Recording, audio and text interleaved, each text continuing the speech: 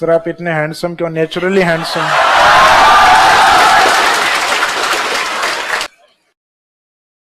तो आपको क्या मिलता है ये जान के, कौन से एग्जाम में आएगा बताओ। भाई मैंने पूछा किसी से तुम्हारी शादी हुई कि नहीं हुई, और ये पूछ रहा था। बायोग्राफी थोड़ा ना होगी, मैं बताऊंगा ऑटोग्राफी होगी वो।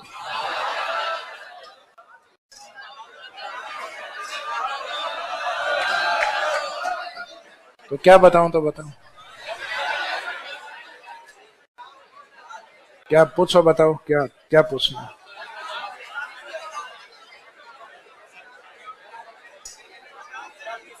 बताओ क्या बताऊं। स्कूलिंग कहाँ से हुई? झुंझुनू के अंदर पहले तो एक थी बाल विद्या मंदिर, वहां से 9th क्लास तक। उसके बाद में एक सेठ मोतीलाल। तो जैसे स्कूलिंग करके निकले उसके 2 साल बाद जो स्कूलिंग थी वो स्कूल बंद थी। और सेठ मोतीलाल कॉलेज है हमारे झुंझुनू के अंदर, हमारा क्या जो जो झुंझुनू के उन सब का ही है।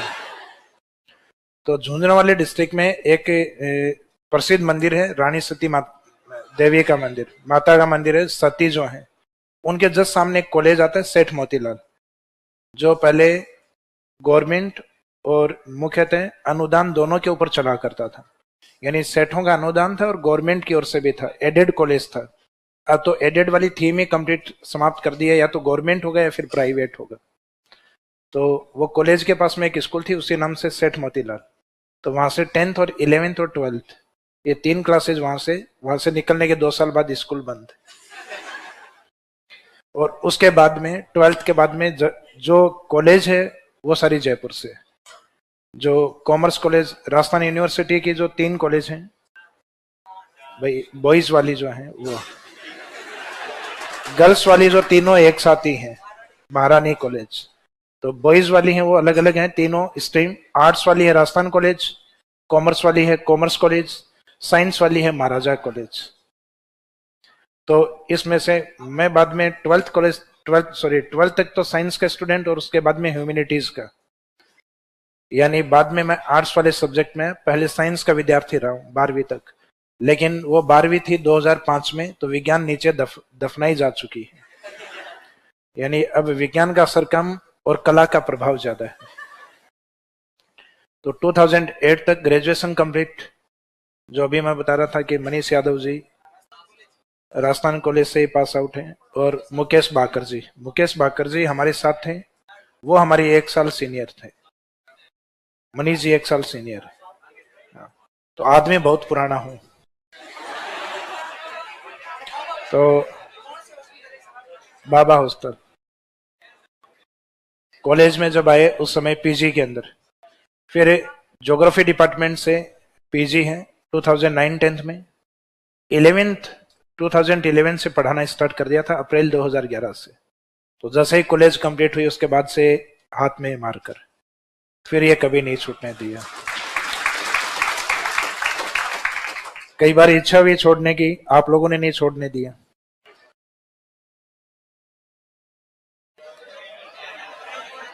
और भाई आप वाला तो इतना नहीं है, वो कहते हैं ना कई बार इंसान को आदत होती है।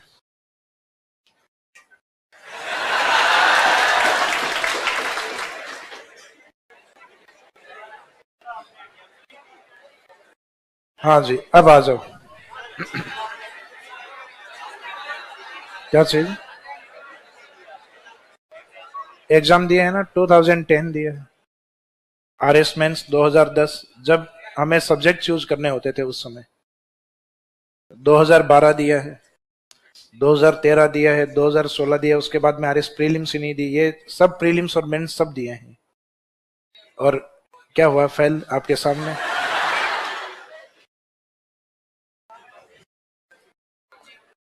भाई 2012 में देखते हैं, इसमें सबसे निकटतम थे। और हमारे टाइम जो आरएस का जो पैटर्न था उसमें ऑप्शनल सब्जेक्ट थे 2012 तक। 13 के बाद में पैटर्न ही चेंज हो गया। और 11th-12th में मैं बायोलॉजी का स्टूडेंट रहा था, मैथ्स का स्टूडेंट भी नहीं था। अदरवाइज 13 और 16 में निकलने की पॉसिबिलिटी होती, क्योंकि इस समय जिनके मैथ्स थे उनके नंबर काफी अच्छे आए थे। मेंस के अंदर भी मैथ सब्जेक्ट था पेपर सेकंड में, जिसमें ज्योग्राफी ऐड किया गया है ना आपके, वो ज्योग्राफी था पहले पेपर फर्स्ट में, सेकंड में था आपके मैथ्स और रीजनिंग मेंस एग्जाम में, फिर 16 के बाद में उसको हटा दिया गया, मैथ्स वाले पार्ट को केवल प्रीलिम्स तक ही रखा गया फिर। तो ये 2013 और 16 फिर ये तो भाई सिर्फ आरएस प्रीलिम्स तो निकाल लेते क्योंकि पुराना अनुभव काम आ रहा था, और एक बड़ा सब्जेक्ट खुद का था ज्योग्राफी, जिसके लगभग 25 क्वेश्चन और 5-7 दिन करंट वाली पढ़ के चले जाया करते बुक, और एक इकोनॉमिक रिव्यू, तो उससे ठीक ठाक नंबर आया करते। मीनिंग ये होता कि एक्यूरेसी ठीक थी, 80 क्वेश्चन अटेम्प्ट करके आते तो उसमें 74-75 ठीक हो जाते, क्योंकि लगभग आधा पेपर छोड़ के आ रहे हैं। तो इसका मीनिंग पता था कि लगभग इतने क्वेश्चन में निकल जाएगी प्रीलिम्स, तो क्वेश्चन उतने ही अटेंड करते थे कि लगभग प्रीलिम्स निकल जाए। प्रीलिम्स से कई बार 5 नंबर ऊपर होते, कई बार 10 नंबर, किनारा लगता है बस। 16 के बाद में प्रीलिम्स एग्जाम, क्योंकि उसके बाद में वास्तविकता का पता लग गया कि पढ़ा तो जाएगा नहीं, क्योंकि पढ़ाई जा सकता है कि जब दिन में आप 10 घंटे या 11 घंटे पढ़ा रहे हो कंटिन्यूस, तो इसका मीनिंग फिर टाइम खुद के लिए कम है। तो इसमें काम एक ही हो सकता था, और जो हो सकता था वो हो रहा है।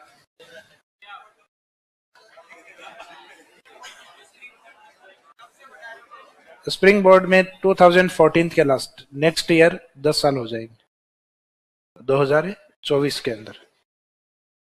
तो और अदर जो कोचिंग है उसमें 2011 से, यानी टीचिंग लाइन के अंदर कोचिंग लाइन में 2011 से, यानी जो ये दाढ़ी है ये उस समय फेस पे आई भी नहीं थी, अब आ भी गई है और सफेद भी हो गई है।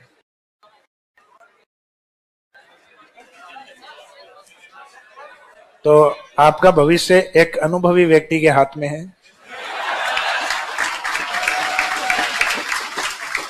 और किस प्रकार के अनुभवी व्यक्ति, जिसको फेल होने के सारे तरीके पता है। इसका मीनिंग बाकी बचे हुए रास्ते सक्सेस वाले। तभी तो मैं कहता हूं कि एक क्वेश्चन लिखा करो, ये 15 शब्द वाले, 50 शब्द वाले, ये 100 शब्द वाले, क्योंकि ये मैंने नहीं लिखे थे, परिणाम आपके सामने है। अब ये मत कहो ये तो अच्छा है, तो ये ईश्वर की कृपा अच्छी रही कि ये अच्छा है, बाकी और भी तो बहुत सारे हैं।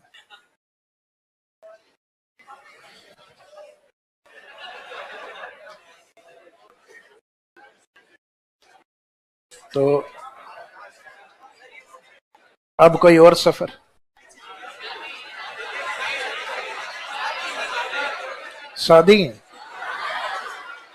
शादी 2020 कोरोना टाइम पीरियड में।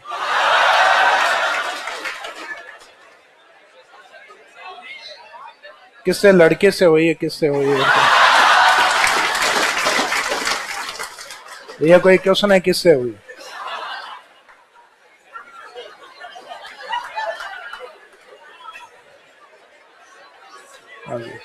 अब नेक्स्ट लिखिएगा।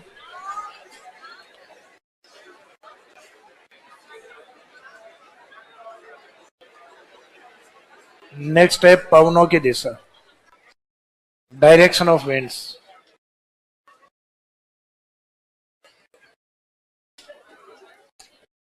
तो क्या मतलब है इन टॉपिकों से?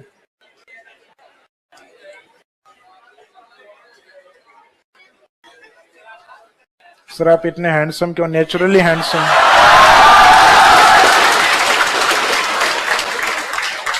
प्रकृति की देन है।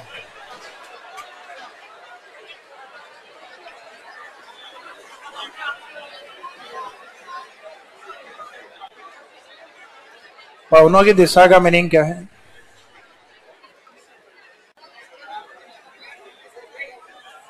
जैसे अपने समर सीजन का टाइम पीरियड है, गर्मियों का समय है, तो गर्मियों के समय जनरली अपने सूर्य की जो रोशनी होती है कर्क रेखा